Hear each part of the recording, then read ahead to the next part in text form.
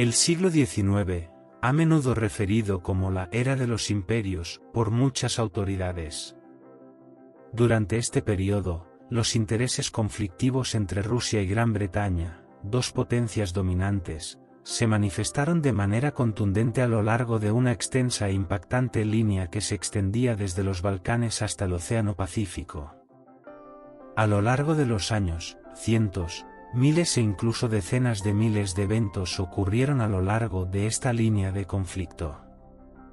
Todos estos eventos fueron parte del gran juego del torneo de las sombras entre Gran Bretaña y Rusia, como lo definieron los europeos.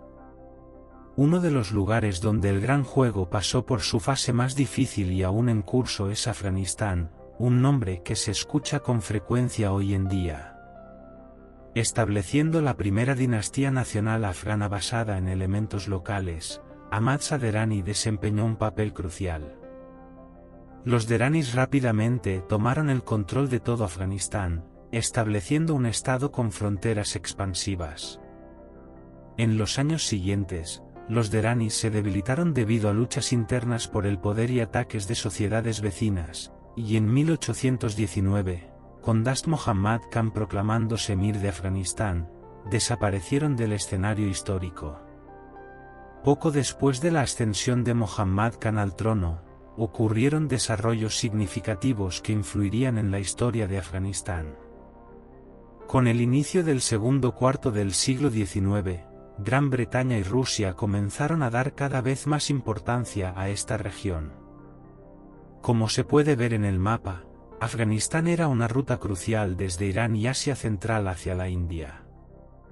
La importancia de esta ruta fue mencionada en nuestro vídeo por Baber Shah.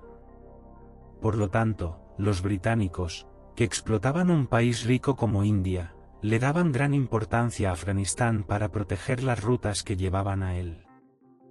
Mientras tanto, Rusia, expandiendo su influencia sobre Irán, fijó sus ojos en el norte de Irán después del Tratado de Turkmenchai que discutimos en nuestro vídeo sobre el tema de Karabaj.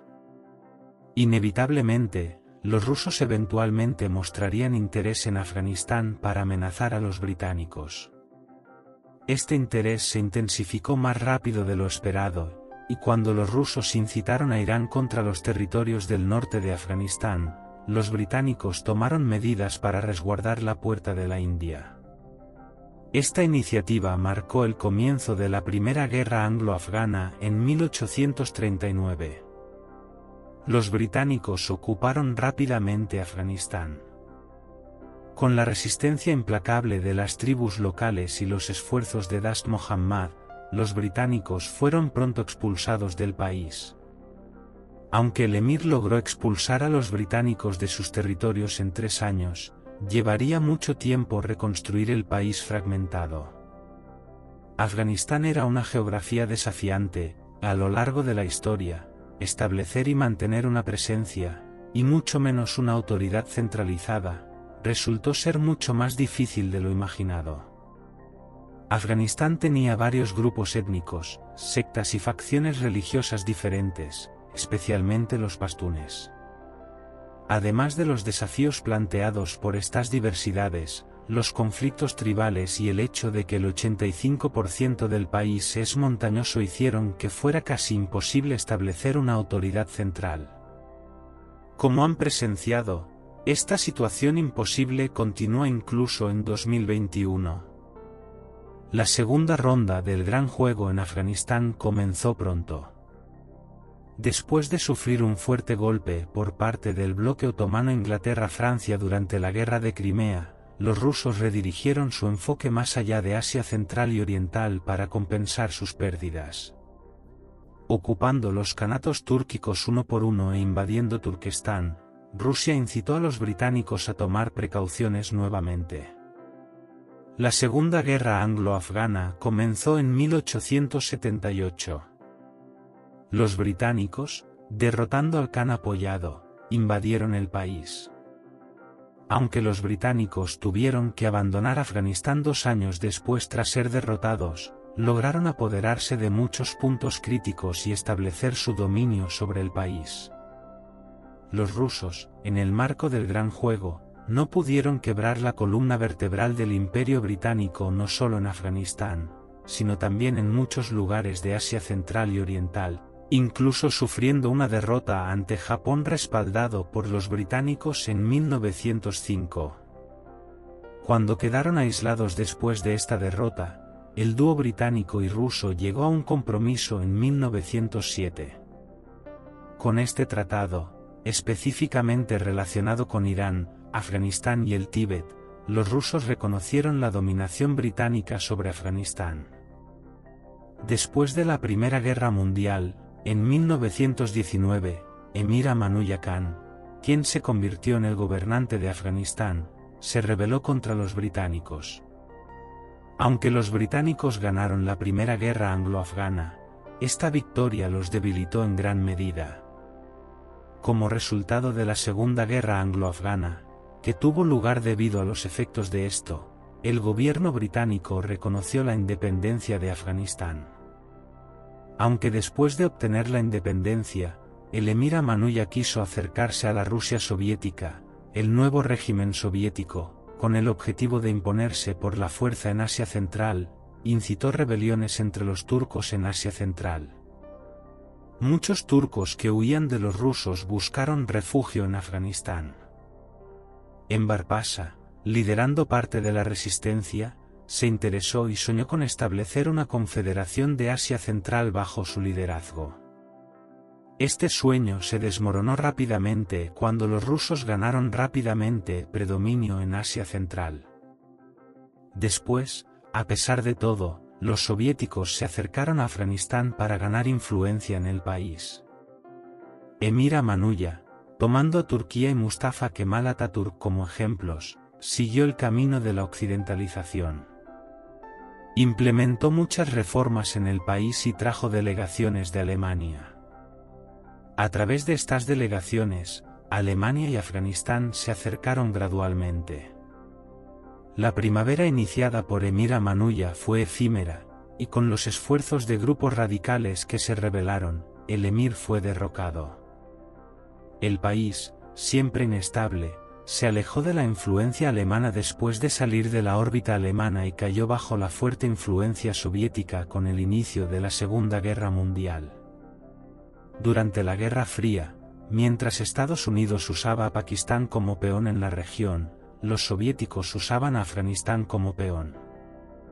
La Rusia soviética, durante el proceso de la Guerra Fría, se infiltró en todos los aspectos de Afganistán, y como resultado de sucesivos golpes en 1978, lograron establecer un gobierno comunista en el país. Posteriormente, en 1979, siguiendo una invitación de este gobierno satélite, se pusieron manos a la obra para invadir Afganistán. La ocupación soviética provocó una reacción inesperada de la población, y varios grupos en Afganistán, incluidos los nacionalistas musulmanes conocidos como los muyahidines, iniciaron una guerra de guerrillas contra los soviéticos. Naturalmente, estos grupos, incluidas facciones radicales, fueron respaldados por los estadounidenses que reemplazaron a los británicos después de la Segunda Guerra Mundial. Los muyahidines respaldados por Estados Unidos complicaron la vida de los soviéticos durante muchos años. Así como Estados Unidos quedó atrapado en Vietnam y apenas logró salir, Rusia también quedó atrapada en el atolladero de Afganistán. Después de perder miles de soldados y millones de dólares, finalmente se retiraron en 1989. Durante esta ocupación, 3 millones de personas huyeron a Pakistán, y un número igual buscó refugio en Irán, que tenía una política de puertas abiertas para los refugiados. Tras la retirada soviética, la pregunta de qué poder dominaría Afganistán se convirtió en una nueva guerra civil. Mientras los grupos muyahidines que lucharon contra Rusia se enfrentaban entre sí, el grupo radical talibán, un peón del servicio de inteligencia pakistaní financiado por Estados Unidos y Arabia Saudita, llegó a dominar la mayor parte del país en 1996. Esta estructura, que se convirtió en una especie de organización nacional para los pastunes, que representan más del 40% de la población del país, no solo llevaba una identidad religiosa, sino que también creció rápidamente con el apoyo de Estados Unidos. Siguiendo la misma lógica, Al-Qaeda, formada por Estados Unidos, también comenzó a operar bajo los auspicios del Talibán. La creciente radicalización de estos dos grupos y un cambio en la política estadounidense cambiaron las dinámicas.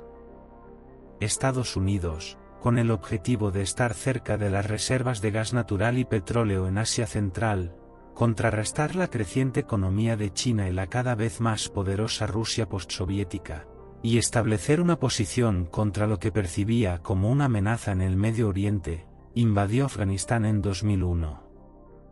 Utilizando los ataques del 11 de septiembre como pretexto, Estados Unidos, arrastrando a la OTAN, invadió Afganistán en 2001 para derrocar al régimen talibán y establecer su propio gobierno respaldado. Sin embargo, como has visto durante casi los últimos 10 minutos, ningún poder pudo controlar completamente Afganistán, y lo mismo ocurrió con Estados Unidos. Decidiendo que la lucha armada no conduciría a una solución y enfrentando pérdidas significativas, tanto en términos de recursos como de vidas, los gobiernos de Estados Unidos, objeto de la opinión pública y los medios de comunicación internos, comenzaron a hablar de retirarse de la región a partir de 2010. Al mismo tiempo, Estados Unidos formuló una nueva estrategia Indo-Pacífico contra su actual rival, China. Con esta estrategia, Estados Unidos comenzó a rodear a China desde el sur con aliados como India, Australia, Malasia, Corea del Sur y Japón. Con respecto a Rusia específicamente, buscaba construir sus políticas más en el Mar Negro y Ucrania. Como se ve, Afganistán fue descuidada en esta estrategia. Además, Estados Unidos ha ido abandonando gradualmente su estrategia de intervención directa en países extranjeros por razones económicas en los últimos 3 mandatos presidenciales. Decidiendo abandonar el pantano del que no podía ganar nada, Estados Unidos comenzó negociaciones para entregar el control del país al Talibán. Después del acuerdo alcanzado, Estados Unidos comenzó a retirar sus tropas del país en mayo de 2021 y completó la retirada en agosto, dejando la administración de Afganistán en manos del Talibán. Si el Talibán puede establecer plena autoridad en todo el país, si otros grupos en el país resistirán y cómo se posicionarán otros actores en la región, incluidos Rusia, China, Irán, Turquía y otros países europeos, frente a los desarrollos futuros, está por verse. Desde la perspectiva de Turquía, entre las muchas dimensiones de los eventos, la pregunta urgente es qué sucederá con la gran ola de migración que comenzó con el Talibán tomando el control del gobierno afgano. Los estados túrquicos y Rusia han cerrado firmemente sus fronteras, construyendo muros para evitar que los migrantes ingresen a Bulgaria y Grecia, la frontera de la UE. Se espera que millones de personas asuman que Pakistán estará con el Talibán, solo hay una dirección a la que ir, el oeste. Es bastante claro que el Talibán intentará reprimir a grupos en el norte, como los turcomanos, uzbecos y azaras. Además, está la liberación de los refugiados colocados en campos por Irán durante la invasión soviética de 1979.